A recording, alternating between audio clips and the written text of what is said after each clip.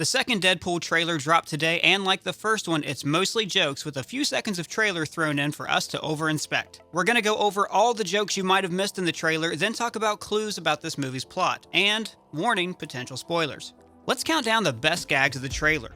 Number 6. Cable turns his gun all the way up to 11. This is, of course, a reference to Nigel Tufnell's amp in This Is Spinal Tap. Number 5. Deadpool dresses himself up as Woody and uses his famous catchphrase, "Reach for the sky!" This is also a subtle joke about Disney obtaining the rights to make Deadpool movies and fears that the franchise would be Disney-fied.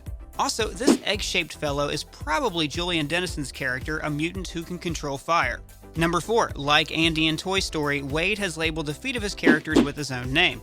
And this whole gag is sort of a callback to the first Deadpool when Ryan Reynolds throws out an action figure of Deadpool from the X-Men Origins Wolverine film. Number 3. Deadpool starts to say that Cable is taller in the comics because Josh Brolin is only 5'10". Number 2. There's callbacks all over the place to the Wet on Wet trailer. In the background, you can see the painting that freaked Deadpool out in trailer 1, as well as some of the paints he used on his palette. There's also a yellow cab in the background, maybe a reference to Dopender's Taxi.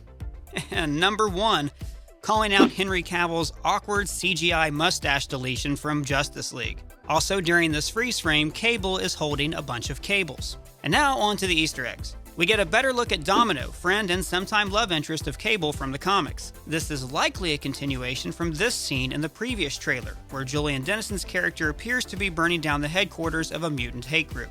A poster reading Purity, Humanity, Infinity is on the wall. Infinity is a strange word in the mix, and I'm wondering if they're poking fun at the third Avengers movie.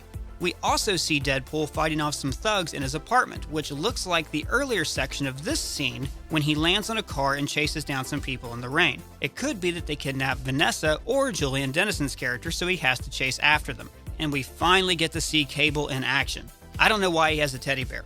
Some people think it's a reference to Hope Summers, the one-time mutant messiah Cable protects in the comics. In the comics, Cable's story is more complicated than the plot of Donnie Darko. He's the son of Scott Summers and a clone of Jean Grey, and then Apocalypse, you remember Apocalypse, Poe Dameron dressed as a villain from the Power Rangers, infects baby Cable with a virus that turns him into a machine. So he has to travel into the future with an older version of his sister from an alternate reality, where he's raised by Scott Summers and Jean Grey in different bodies to fight against an evil clone of himself and Apocalypse, who at this point has conquered the world. I doubt if we're going to see a comic-accurate version of this origin, but it would be sweet to hear Deadpool's take on it. And we get our first look at Cable's post-apocalyptic hellscape future, but maybe it isn't ruled by Apocalypse.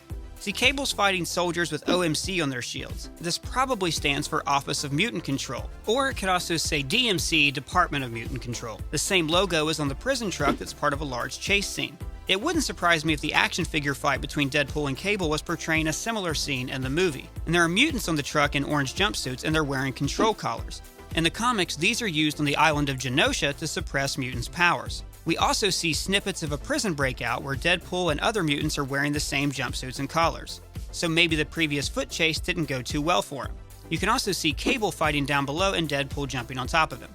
So maybe these earlier shots of Cable fighting OMC soldiers is from this scene and not from the future. By the way, did you notice that Cable stops bullets with an energy shield that he produces from his metal arm? Pretty cool. And here's a couple of random notes. Terry Crews is in this movie, and I think he's playing G.W. Bridge, a longtime frenemy of Cable's. Also, the guy behind Terry Crews looks an awful lot like the superhero Shatterstar. This could be a movie variation of the Six Pack, a group of mercenaries whose membership included Bridge, Domino, and Cable. And I think this is my favorite Easter egg from the whole trailer.